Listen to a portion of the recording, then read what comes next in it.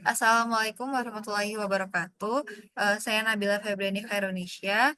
Untuk tugas akhir, saya merancang rehabilitasi kesehatan mental di Kota Bandung dengan pendekatan terapeutik. Nah, latar belakangnya yaitu kesehatan mental merupakan kondisi di mana seseorang dapat mengontrol dan mengolah emosinya pada aktivitas sehari-hari dengan baik dan dapat berinteraksi dengan baik. Nah, kesehatan mental juga mencakup tentang kesejahteraan emosional, psikologis, dan sosial. Nah, sebaliknya, untuk gangguan kesehatan mental adalah kondisi yang mengganggu kemampuan seseorang untuk menjalani kehidupan sehari-hari secara normal.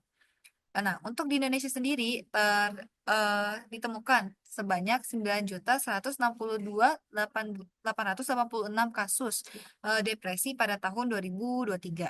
Nah, kasus bunuh diri juga disebabkan salah satunya karena penyakit kejiwaan yang tidak diatasi dengan baik. Nah, survei juga menunjukkan bahwa 1 dari 3 remaja Indonesia memiliki masalah kesehatan mental. Nah, pada tahun 2021, Kota Bandung terdapat 37.497 pasien gangguan mental yang mendatangi sejumlah fasilitas kesehatan mental. Dengan jumlah penderita gangguan kesehatan mental yang meningkat, tidak sebanding dengan fasilitas kesehatan yang ada. Pasien yang menderita penyakit gangguan mental yang parah dan terus-menerus harus memerlukan rehabilitasi. Maka dari itu, rehabilitasi kesehatan mental bertujuan untuk membantu para pasien gangguan mental mengembangkan keterampilan emosi, sosial, intelektual yang dibutuhkan untuk hidup, belajar, dan bekerja di masyarakat dengan dukungan profesional. Nah, rumusan masalah yang pertama ini, bagaimana rehabilitasi kesehatan mental dapat menampung dan memfasilitasi yang baik dan mewadahi para pasien. Untuk rumusan masalah kedua, bagaimana rehabilitasi kesehatan mental ini mampu mendukung pasien untuk bersosialisasi serta beradaptasi kembali, dengan di dalam lingkungan masyarakat. Yang ketiga, bagaimana merancang bangunan pusat rehabilitasi mental dengan pendekatan terapeutik untuk mengoptimalkan dan memaksimalkan fasilitas bangunan kesehatan, dan mendukung, dari segi desain. Nah, tujuan dan sasarannya yang pertama itu, membuat suatu, rehabilitasi kesehatan mental dengan, fasilitas yang memadai. Yang kedua, merancang rehabilitasi mental dengan tata ruang dan zoning untuk mendukung pasien bisa dapat bersosialisasi dan beradaptasi, eee, dan bisa kembali ke lingkungan eee, lingkungan masyarakat. Yang ketiga, menghasilkan, pusat rehabilitasi, melalui pendekatan terapeutik sebagai, perantara desain dengan zonasi dan tata ruang yang optimal. Selanjutnya itu ada konsep terapeutik. Nah, konsep terapeutik adalah sebuah lingkungan yang dapat memberikan efek penyembuhan pada penghuni yang ada di dalamnya. Konsep terapeutik dapat membawa pengaruh besar untuk kesehatan mental manusia. Bangunan rehabilitasi biasanya, memang bagus untuk menggunakan konsep terapeutik untuk mendukung fungsinya dengan maksimal.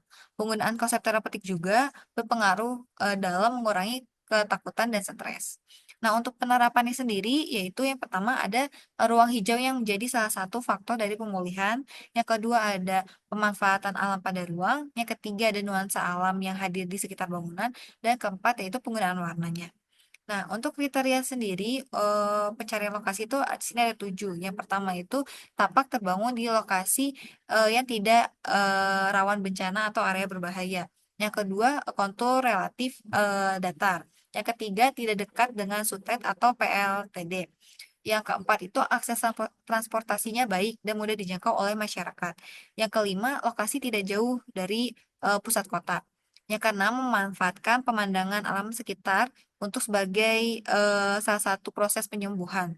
Yang ketujuh yaitu, bebas dari kebisingan, asap, dan gangguan lainnya.